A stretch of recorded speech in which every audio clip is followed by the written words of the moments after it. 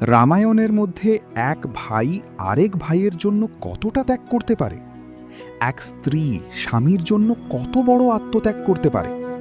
যেখানে একজন মানুষ ১৪ বছর ধরে একদিনও চোখ বন্ধ করেননি, তিনি কে, কেন এমন করলেন?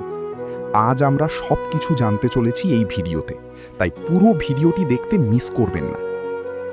যখন রামচন্দ্র ১৪ বছরের বনবাসে যাওয়ার সিদ্ধান্ত নিলেন, তখন লক্ষ্মণ সঙ্গে যেতে চাইলেন। রাম বললেন, লক্ষ্মণ, তুমি তো নববধূ উর্মিলাকে নিয়ে সুখে ঘর করতে পারতে, কেন কষ্ট করবে? লক্ষ্মণ হেসে উত্তর দিলেন, ভাইয়া, তুমি যেখানে যাবে আমি সেখানেই থাকব, তোমার ছায়া হয়ে তোমাকে পাহারা দেব। বনে পা দেওয়ার প্রথম রাতেই লক্ষ্মণ রাম আর সীতাকে বললেন, আপনারা দুজন ঘুমান, আমি সারা রাত জেগে পাহারা দেব, কোনো বিপদ এলে আমি আগে লড়ব। এভাবে ১ রাত, ২ রাত, ১ মাস, ১ বছর, পুরো ১৪ বছর লক্ষ্মণ একদিনের জন্যেও ঘুমাননি। বৃষ্টি, ঝড়, শীত, গ্রীষ্ম কোনো কিছুই তাকে চোখ বন্ধ করতে দেয়নি, তিনি শুধু জেগেছিলেন। কিন্তু প্রশ্ন হলো, একজন মানুষ কিভাবে ১৪ বছর ঘুম ছাড়া বেঁচে থাকতে পারে?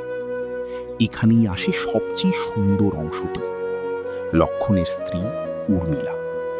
বিদায়ের দিন লক্ষ্মণ যখন উর্মিলাকে বললেন যে তিনি রামের সাথে যাচ্ছেন, তখন উর্মিলা শান্ত গলায় বললেন, তুমি ভাইয়াকে পাহারা দিতে জেগে থাকবে, তাহলে তোমার ঘুমের দায়িত্ব আমি নিলাম। তুমি যতদিন না ফিরবে আমি ঘুমিয়ে থাকব।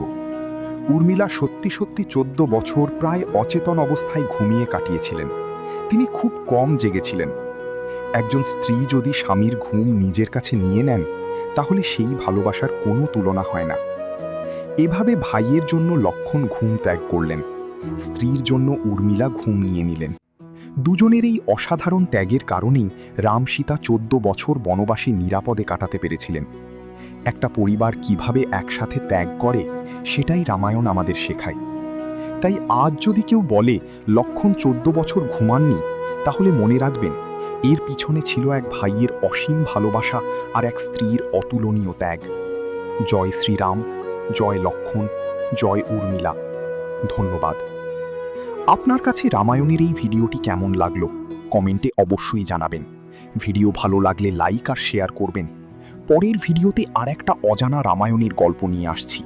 ধন্যবাদ।